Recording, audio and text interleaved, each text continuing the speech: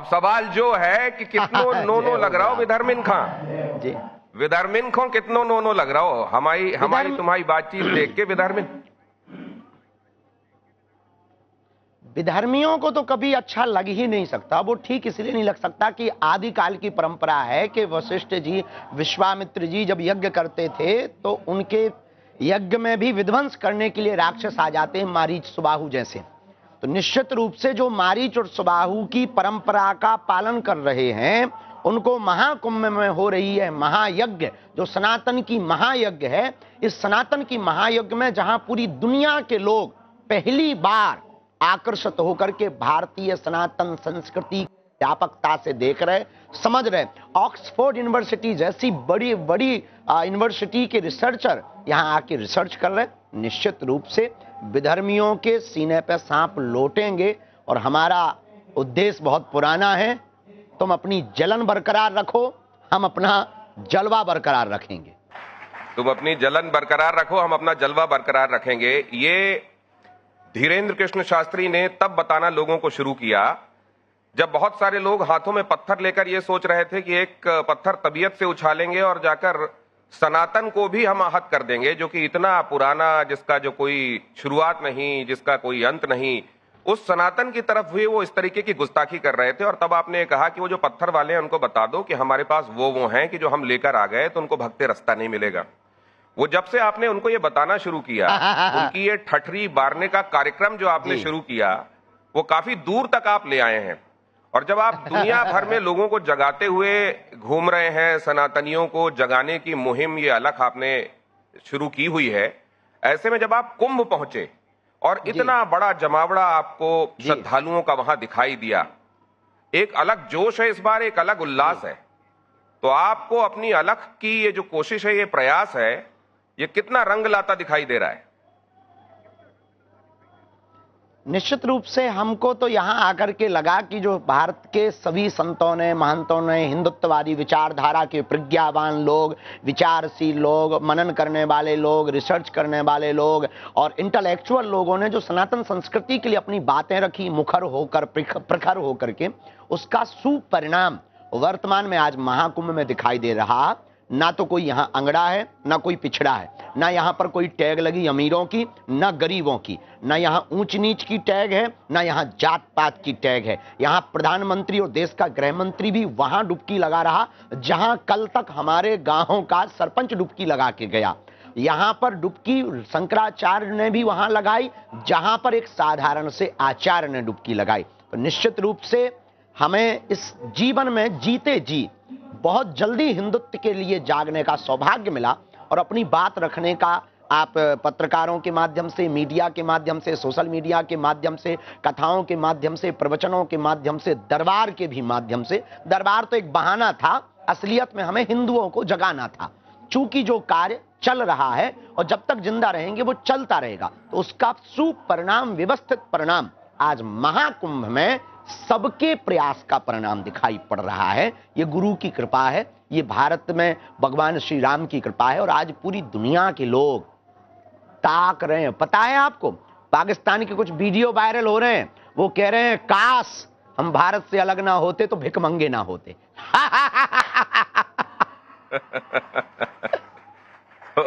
तो आप तो दुबई भी जाते हैं, कई वहां पे मिलते होंगे आपको टैक्सी चलाने वाले और उस तरह के ज्यादातर लोग पाकिस्तान से ही वहां पर हैं, तो वो कहते हैं क्या कि महाराज जी एक करा दो फिर से? जी, हम तो तैयार हैं, पर कायदे में रहना पड़ेगा तो फायदे में रहेंगे। हाँ, बाप के पास ही बेटा आएगा और जाएगा कहां?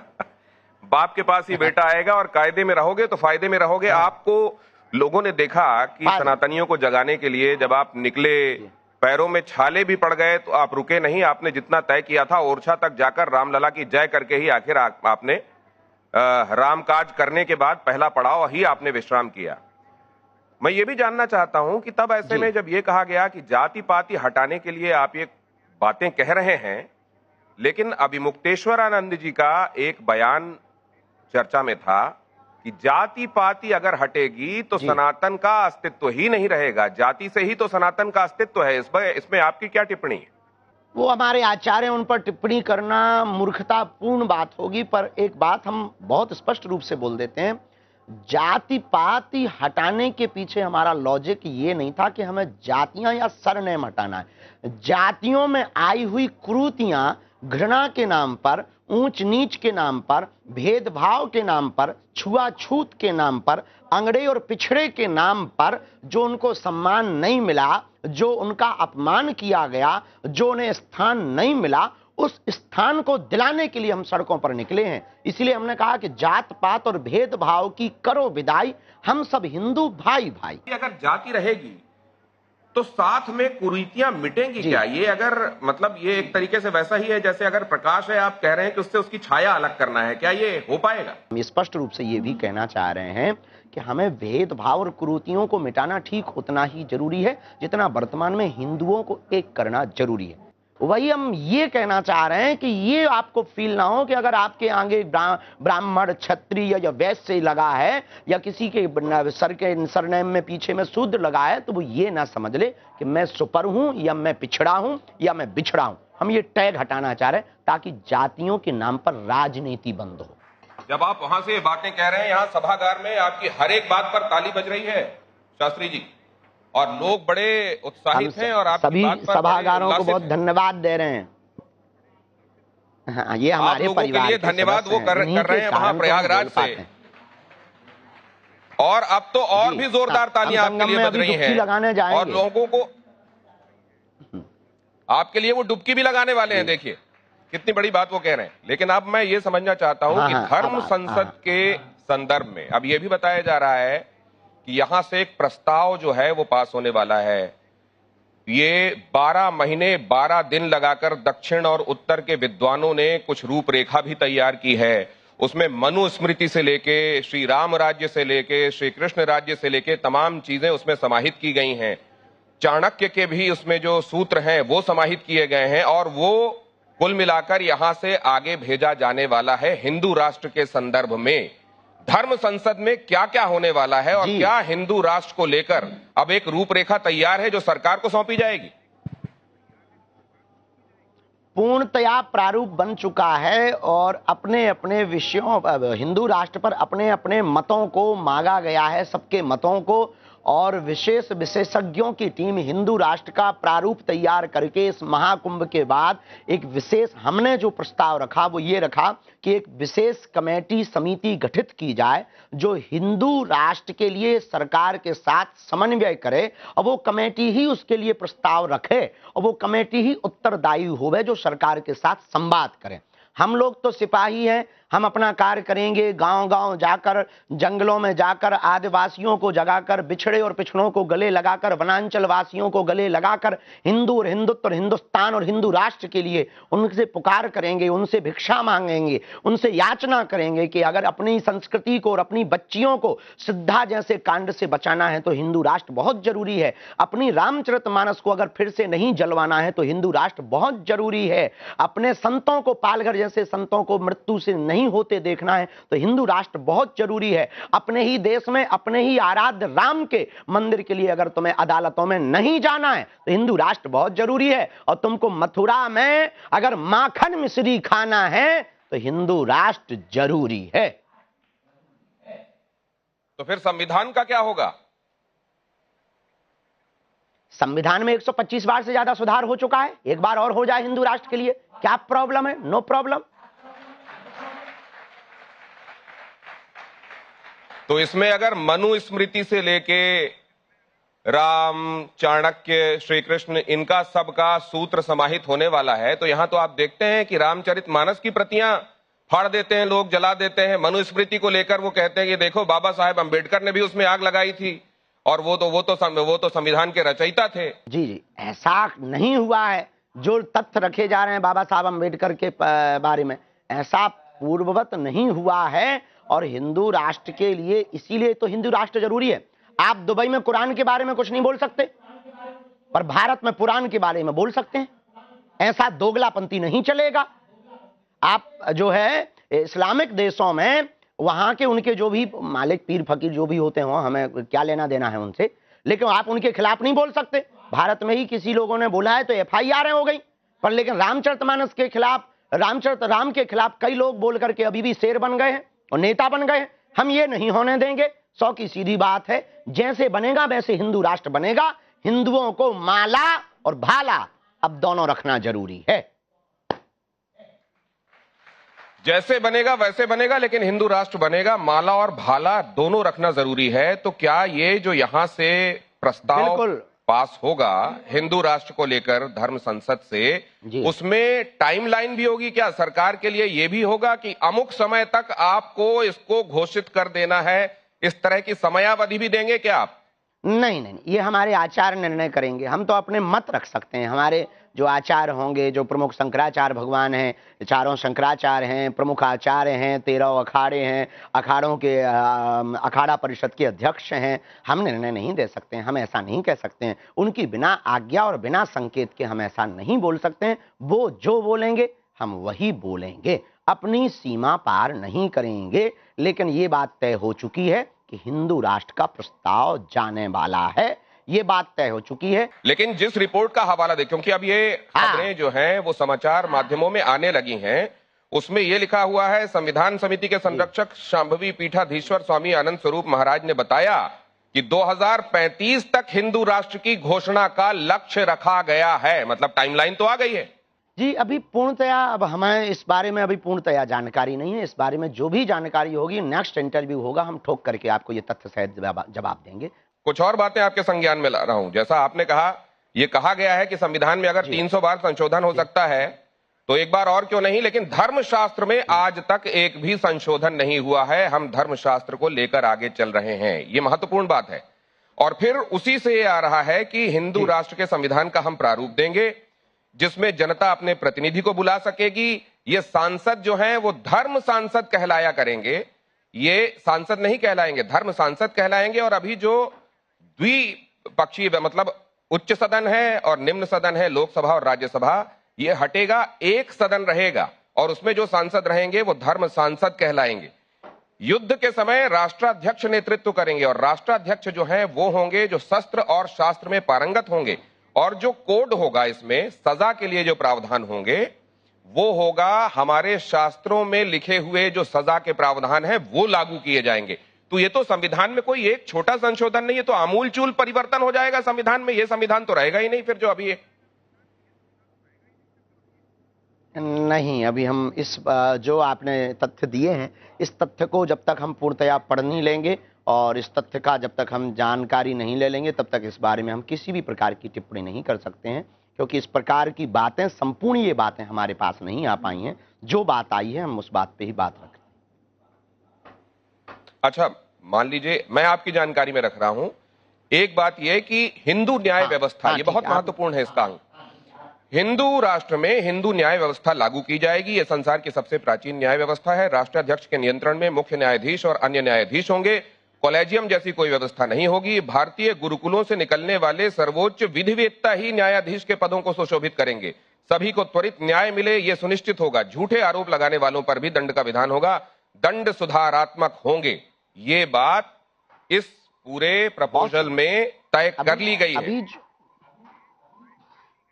वाह, जो हमने आपके मुंह से सुना, जो अभी वर्तमान में दंडात्मक पद्धति है, ये दंडात्मक अंग्रेजों के द्वारा थोपी हुई पद्धति है।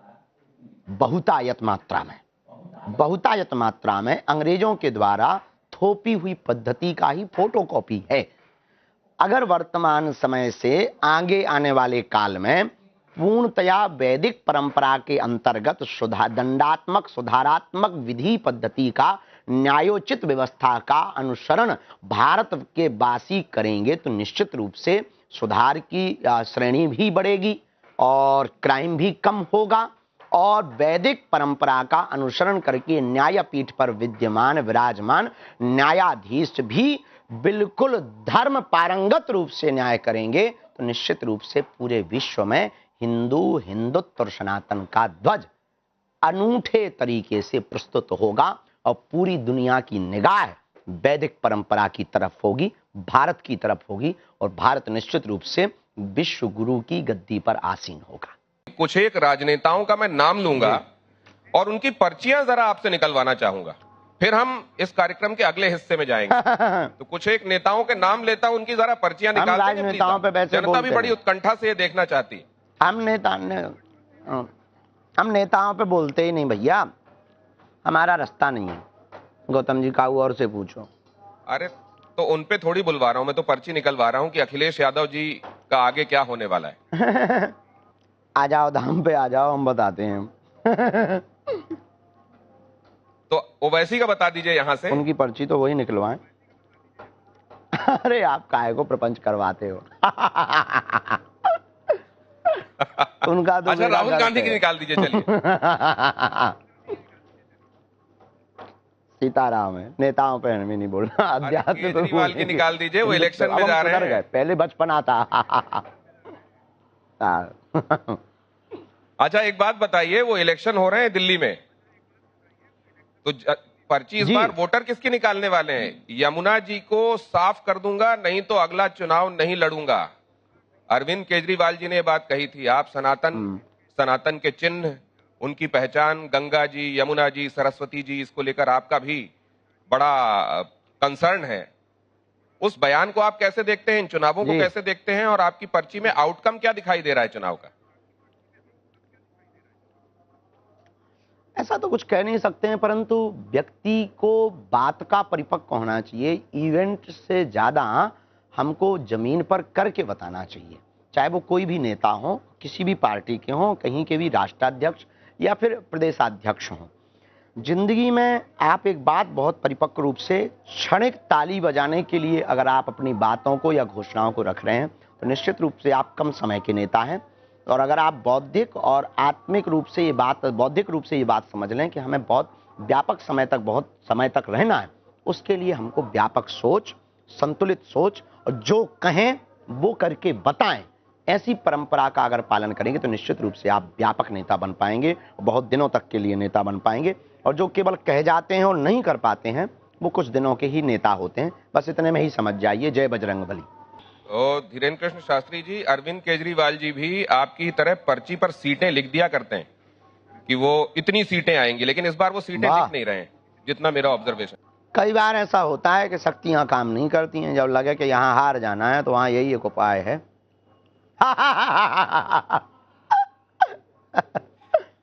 अभी यहाँ सूबे के उप मुख्यमंत्री आए हुए थे। पहले मुख्यमंत्री योगी आदित्यनाथ आए, फिर केशव प्रसाद मौर्य आए, और केशव प्रसाद मौर्य ने एक बड़ी महत्वपूर्ण बात कही, वो कही जो मैंने आपके मुंह से भी सुनी है। वक्फ बोर्ड खत्म हो जाना चाहिए, वक्फ बोर्ड खत्म होगा। तो अभी तक तो संशोधन की बात चल रही थी कि जो मौजूदा नियम प्रावधान है उनमें संशोधन होगा, अब तो खात्मे की बात होने लगी है। भारत के संविधान में समानता का अधिकार है, और समानता का अधिकार है। देखिए, आप पाकिस्तान में हिंदू रहते हैं, पर पाकिस्तान में तो हिंदू बोर्ड नहीं है। बांग्लादेश में हिंदू रहते हैं, वहां बोर्ड नहीं है। और दुबई में भी हिंदू रहते हैं, पर वहां हिंदू बोर्ड नहीं है। जब वहां हिंदू बोर्ड नहीं है इस्लामिक राष्ट्रों में, तो भारत में कैसे वक्फ बोर्ड है? और आपका संविधान कहता है कि समानता का अधिकार। समानता के अधिकार में, संविधान में ये असमानता कैसी कि मुसलमानों को आपने वक्फ बोर्ड दे दिया और हमको हलवा नाथ। हमारी उल्टी आप चढ़ोतरी उनके हज यात्रियों को बांट रहे हैं। 1 लाख करोड़ रुपया जो हिंदू चढ़ावा चढ़ाता है वो उन पे खर्च कर देते हैं, और सरकारी नियंत्रण में जो है सभी मंदिरों को आपने रख लिया है। अगर दम है तो आप एक मस्जिद का रुपया उठा के बताओ, या मस्जिद को अपने अंडर में करके बताओ, तब पता लगेगा। तो इसको लेकर क्या आप सरकार पर, आप लोग सारे साधु समाज के लोग क्या सरकार पर इस बात को लेकर दबाव भी बनाने वाले हैं कि अब ये छोड़िए संशोधन, इसको तो सीधे सीधे हटाइए? दबाव तो नहीं बना सकते हैं, अपनी बात रख सकते हैं, क्योंकि साधु हिंसावादी या बलपूर्वक अपने कार्य कराने की बुद्धि या चेष्टा नहीं रखता है। साधु तो प्रसन्नतापूर्वक अपनी बात रख करके राज सत्ता पर बैठे हुए लोगों को दिशा दिखाता है। संभल, मथुरा, विश्वनाथ तीनों लेंगे एक साथ। जी, जगत गुरु वासुदेवाचार्य विद्या भास्कर को हमने कहते हुए सुना। मैं आपसे एक बात और जानना चाहता हूं कि ये तीनों एक साथ लेंगे, खुदाई तो और सर्वे तो और भी जगहों पर होने की बात हो रही है, वो अलग अलग लेते रहेंगे क्या उसके बाद में?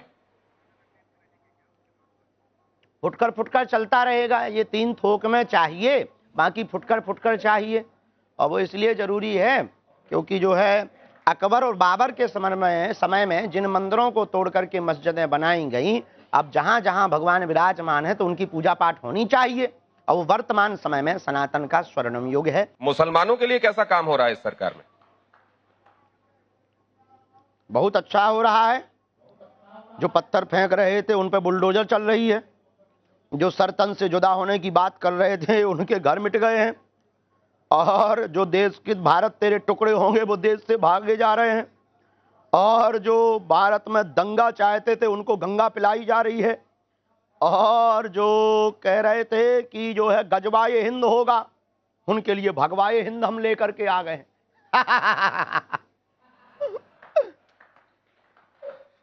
नहीं, लेकिन आपके तो बहुत सारे मुसलमान फॉलोअर्स भी हैं, आपके बहुत सारे मित्र भी हैं, उनके लिए भी आप कुछ कहिए। अभी तक आपने जो गिनाया वो वाली जो कैटेगरी है, अच्छे लोगों की कैटेगरी, उधर तो आप गए ही नहीं।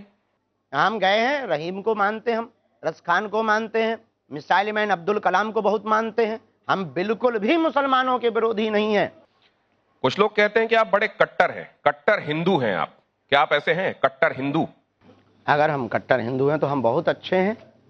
इसमें बुराई क्या है? किसी को क्या दिक्कत है? जब कट्टर मुसलमान हो सकते हैं, कट्टर ईसाई हो सकते हैं, कट्टर भगत हो सकते हैं, कट्टर पार्टीवादी हो सकते हैं, तो क्या कट्टर हिंदू नहीं हो सकते हैं? अब किसी को इसमें जलन है तो उसको 2 रोटी ज्यादा खा करके हाजमोला की गोली ले लेनी चाहिए। आपने अभी मदरसों को लेकर कुछ बात कही और उधर से कहा गया कि आपको इतिहास का बोध नहीं है, आपको जानकारी नहीं है, आपको नहीं मालूम कि मदरसों से निकले हुए लोग। शहाबुद्दीन साहब ने कहा तो है। हाँ, उन्होंने कहा कि उनको आना चाहिए और मदरसों को आकर देखना चाहिए। ये वो मदरसे हैं जहां से निकले हुए क्रांतिकारियों ने अंग्रेजों के दांत खट्टे किए, उन्होंने लोहा लिया अंग्रेजों से भारत के स्वाधीनता की लड़ाई में। और बाबा बागेश्वर आज मदरसों को बुरा कह रहे हैं। नहीं, हमने मदरसों को बुरा नहीं कहा। मदरसों में पढ़ाई जाने वाली केवल एक विचारधारा की, ब्रेन ब्रॉस की, कट्टरता की, पत्थर फेंकने वाली शिक्षा को हमने बुरा कहा।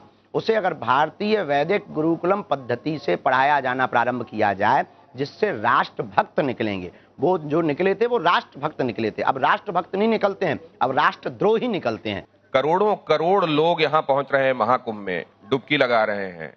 रेमो डिसूजा यहाँ वेश बदलकर चुपचाप अपना ढके हुए अपने आप को पहुंचे और उन्होंने सनातन की डुबकी लगाई। कई मुस्लिम पहुंच रहे हैं यहाँ पर, जैसे एक आतिर भाई या ताहिर भाई का वीडियो में देख रहा था जो मुंबई से वहां पहुंचे थे और बड़े खुश थे कि मैंने अपने यहाँ पर डुबकी लगाई और सनातन संस्कृति को और करीब से समझा। तो आपको लग रहा है क्या कि लोग जड़ों की तरफ लौट रहे हैं? देखिए, इस देश में रहने वाला प्रत्येक मुसलमान हिंदू है। इस देश में रहने वाला प्रत्येक ईसाई हिंदू है। अंतर इतना है, ये कन्वर्टेड हिंदू है। ये धर्मांतरित तलवार की नोक पर बदले हुए मजहबी लोग हैं। बल्कि ये इनके जो दादा परदादा हैं 8वीं 9वीं पीढ़ी में रामलाल और श्यामलाल ही मिलेंगे। तो अगर किसी को अपनी पूर्व बातें याद आ रही हैं, हमारे तो दोनों बाहें खुली हुई हैं, घर वापसी करें बेझिझक, उसमें कोई संदेह नहीं। आप हिंदू भी कहते हैं, फिर ये भी कह देते हैं कि मुस्लिम भी असल में हिंदू हैं, क्रिश्चियन भी हिंदू ही हैं, वो भी किसी समय दबाव में या किसी विशेष वजह से कन्वर्ट हो गए।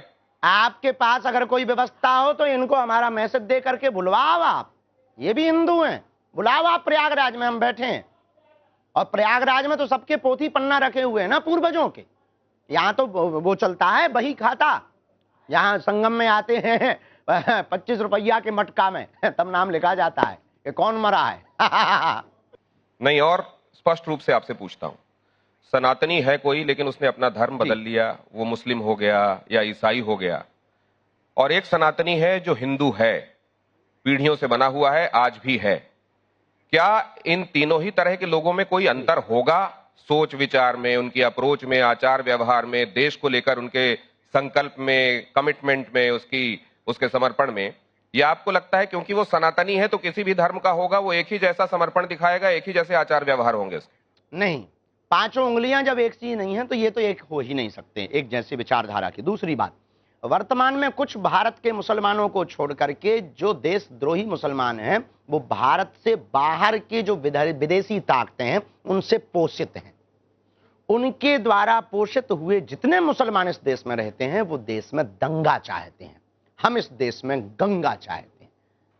और जब ये कहा जाता है, एक तरफ तो फतवे जारी होते हैं कि अमुक को वोट दिया जाए, अमुक को वोट ना दिया जाए।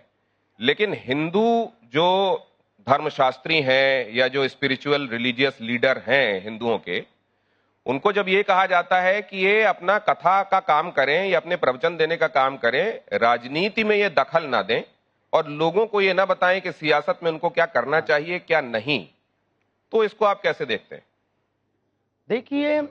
देखिए हम फतवा के इस फतवा के पक्ष में नहीं है कि आप ये निर्णय लें कि आप किसको वोट दें किसको ना दें। ये मतदाता का स्वयं का मताधिकार है। इसका अधिकार अगर उसने किसी भी धर्म गुरु को दे रखा है तो निश्चित रूप से उसने अपने साथ अन्याय किया, अपने जीवन के साथ अन्याय किया, अपने मजहब के साथ, धर्म के साथ अन्याय किया और अपनी जिंदगी के प्रत्येक अधिकार के साथ उसने अन्याय किया। रही बात सनातन धर्म में, हिंदुओं की यही सबसे बड़ी कमी है कि हिंदू कभी भी जो है एक नहीं हुआ, न एक हो रहा। वो एक है, एक के साथ में है और उनका जो मैसेज हो जाता है मस्जिदों से, वहीं जाकर के वो सब गिरते हैं, वहीं जाकर के वोट देते हैं। हिंदू इतना बिगड़ा हुआ है कि क्या कह देवें कि उसमें तो हिंदुओं में यही तो सबसे बड़ी दिक्कत। हम इसी तो सुधारने की बात कर रहे हैं, इसी के लिए तो हम मेहनत कर रहे हैं दिन न रात। हम अपनी जान हथेली पे रख के क्यों जी रहे? यही हिंदुओं की सबसे बड़ी दिक्कत है। हिंदू एक नहीं है, यही हिंदुओं की सबसे बड़ी प्रॉब्लम है। हिंदू एक नहीं है। हिंदू कुंभकर्ण के बाद सबसे ज्यादा सोया हुआ है। हम इसीलिए उनको जगाना चाह रहे हैं। जैसे वो करते हैं तुम करके बता दो, नानी याद आ जाएगी। एक बार के चुनाव में अगर हिंदू राष्ट्र ना बन जाए तो हमारा नाम मिटा देना। सिर्फ ताली बजाते हैं, दांत खिलखिलाते हैं, स्क्रॉल वीडियो कर दिया, रील स्क्रॉल कर दी, बस। तो अब एक बात यह है कि धीरेन्द्र कृष्ण शास्त्री जी से बातचीत हो और पर्ची ना निकलवाऊंगा ना तो मेरे को सब लोग बोलेंगे कि आपने क्या किया। देखिए किसी की पर्ची नहीं निकाली उन्होंने। अरे किसी की निकाल दीजिए, कुछ नहीं तो डोनाल्ड ट्रंप की निकाल दीजिए, आप पाकिस्तान की निकाल दीजिए, बांग्लादेश की निकाल दीजिए, राहुल गांधी की निकाल दीजिए, कांग्रेस की निकाल दीजिए, किसी की पर्ची तो निकाल दीजिए। आप घूम फिर के नेताओं पे ही क्यों आते हो बेफिजूली में? कहा करना राजनीति से, अपन धर्म नीति की बात करें, शास्त्रोक्त नीति की बात करें। पाकिस्तान का बेड़ा गर्क है, उसकी पर्ची की जरूरत ही नहीं, निकली निकलाई हो गई, कंगाल हो गए। जय जय। वो तो बांग्लादेश को फिर से अपनी तरफ लाने और उसके जरिए हिंदुस्तान को परेशान करने की कोशिशों में लगा हुआ है। नहीं, उल्लू है, अभी भी मौका है। उसको कहो हमारी खबर भिजवा दो कि भैया वापसी कर ले जल्दी से, नहीं तो हालत खस्ता हाल है तेरो। बहुत धन्यवाद। आपदाम पहरतारम दातारम सर्वसंपदाम लोकाभिरामम श्रीरामम भूयो भूयो लोकाभिरामम श्रीरामम भूयो भूयो नमाम्यहम्। आप बहुत शास्त्रोक्त हैं और आप बहुत तर्कपूर्ण बात रखते हैं और आप बहुत ही जो है आधुनिक युग में आध्यात्मिकता के साथ अपनी बात रखने में मुखर हैं। इसके लिए आपको बहुत बहुत धन्यवाद। 2-3 बार हमने आपका वो देखा धर्म संकट, हमको बहुत अच्छा लगा और एक आध बार हम धर्म संकट में आएंगे। आपने ये जो खुद कह दिया, ये मैं कृतार्थ हुआ ये सुन के कि आपने कहा कि आप खुद आएंगे। बड़ा भाग्यशाली होऊंगा मैं जिस दिन आपकी अगवानी करने का मौका मुझे मिलेगा। बहुत धन्यवाद।